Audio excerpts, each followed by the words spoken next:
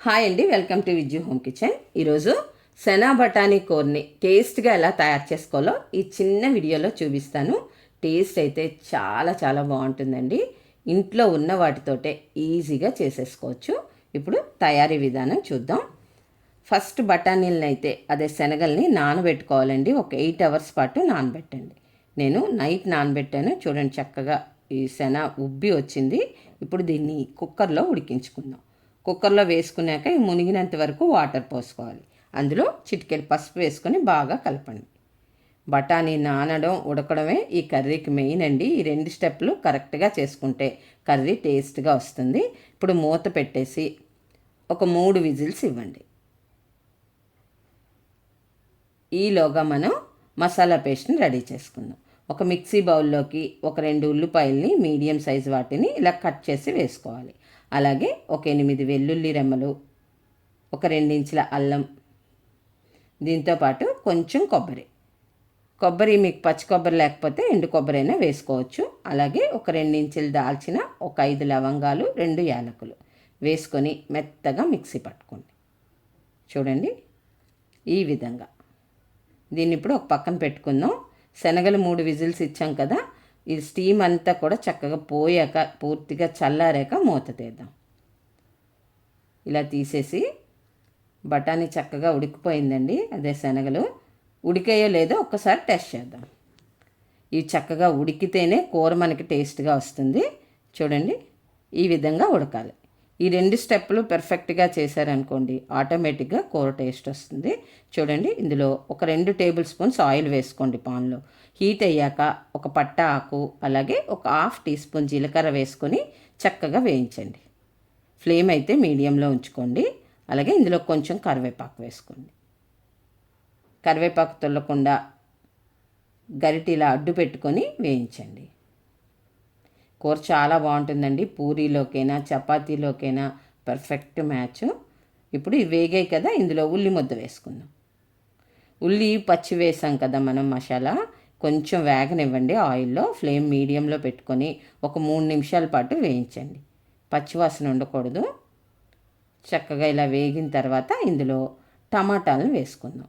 Medium size 2 టమాటాలని చిన్న ముక్కలుగానైనా cut చేసి వేసుకోండి, లేదా ఇలా ప్యూరీ లాగైనా చేసి వేసుకోండి. ఇక్కడ ఏంటంటే ఉల్లి ముద్ద వేగిన తర్వాతే టమాటా ప్యూరీ వేయండి. అప్పుడే మనకి కరెక్ట్గా ఉంటుంది. ఉల్లి వేగకపోతే మనకి గ్రేవీ పచ్చి వాసన కొడుతుంది. కానీ 2 ఇలా మిక్స్ చేసుకుని మళ్ళీ ఒక 2 నిమిషాల పాటు ఉడికించండి. ఇలా కొత్త ఉడుకుతున్నప్పుడు కొంచెం పసుపు, అలాగే 1 టీ స్పూన్ మసాలా కారం వేసుకోండి. అలాగే రుచికి సరిపడా సాల్ట్ కూడా వేసుకొని బాగా మిక్స్ చేసుకోండి. మీ దగ్గర మసాలా కారం లేకపోతే కొట్టు మీద కొని తెచ్చుకునేదైనా వేసుకోవచ్చండి. కాకపోతే అది కొంచెం కారం ఎక్కువ ఉంటుంది, చూసుకొని వేసుకోవాలి. ఇప్పుడు ఈ 2 బాగా మిక్స్ అయ్యి కొత్త ఉడుకుతున్నప్పుడు బఠానీలు వేసేద్దాం. ఇవి వేసిన తర్వాత బాగా మిక్స్ చేసుకోండి. చక్కగా ఇలాగా అంతా కలిసేటట్టు కలుపుకోండి. ఫ్లేమ్ అయితే మీడియంలోనే ఉండాలి. చాలా టేస్ట్గా ఉంటుందండి కూర. వండుకునే విధంగా వండుకుంటే. ఇప్పుడు ఇందులో 1 టీ స్పూన్ ధనియా పౌడరు, అలాగే 1 టీ స్పూను సనా మసాలా. ఇది బయట అమ్ముతారండి. ఒకవేళ మీ దగ్గర లేకపోతే చాట్ మసాలా అయినా, మ్యాగీ మసాలా అయినా వేసుకోవచ్చు, లేదా గరం మసాలా కూడా వేసేసుకోవచ్చు. చక్కగా ఇలాగ మొత్తం అంతా కలిపేసుకొని బాగా మిక్స్ అయ్యాక మూత పెట్టి ఒక 3 నిమిషాల పాటు మీడియం ఫ్లేమ్లో ఉంచండి. మనం వేసిన ఈ మసాలాలన్నీ బఠానీకి బాగా పట్టుకోవాలి.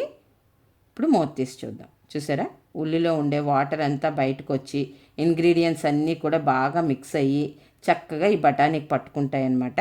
మీరు మూత పెట్టి ఉంచుకోవాలి. ఇలా ఉంచిన తర్వాతే వాటర్ యాడ్ చేసుకోవాలండి. అప్పుడే టేస్ట్గా ఉంటుంది శనగ బఠానీ. చక్కగా ఇది వేసేసుకొని ఒక్కసారి కలిపేసుకోండి. నేను ఇక్కడ 100 ml వాటర్ వేసాను. మీకు శనగలు ఎన్ని అనేది నేను చెప్పలేదు కదా, 100 గ్రామ్స్ అండి ఆ శనగలు. వాటికి ఈ కొలతలన్నీను. చక్కగా మూత పెట్టేసి ఒక 8 నిమిషాల పాటు ఉంచుకోండి. 8 నిమిషాల తర్వాత మూత తీసాను. చూడండి, ఆయిల్ ఎప్పుడైతే పైకి తేలిందో మనకి శనగ బఠానీ కూర రెడీ అయినట్టే. ఇప్పుడు సన్నగా తరిగిన కొత్తిమీర వేసుకోండి. ఇలా వేసేసుకొని కలిపేసుకోండి. చాలా బాగా వచ్చిందండి కూర అయితే. నాకు లైక్ చేయడం మర్చిపోకండి ఫ్రెండ్స్. అలాగే మీరు ట్రై చేయండి. ట్రై చేశాక ఎలా వచ్చిందో కామెంట్ చేయండి.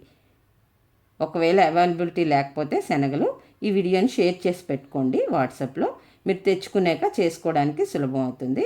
అలాగే కొత్తగా చూస్తున్న వాళ్ళు సబ్స్క్రైబ్ చేసుకుని పక్కనే ఉన్న బెల్ ఐకాన్ని యాక్టివేట్ చేసుకోండి ఫ్రెండ్స్. నేను ఏ వీడియో పోస్ట్ చేసినా మీకు అప్డేట్ వస్తుంది. చూడండి ఎంత చక్కగా వచ్చిందో. నేను ఎప్పుడు పూరి చపాతీ చేసినా ఈ కర్రీ కంపల్సరీ చేస్తానండి. మీరు కూడా ట్రై చేయండి. Thank you for watching.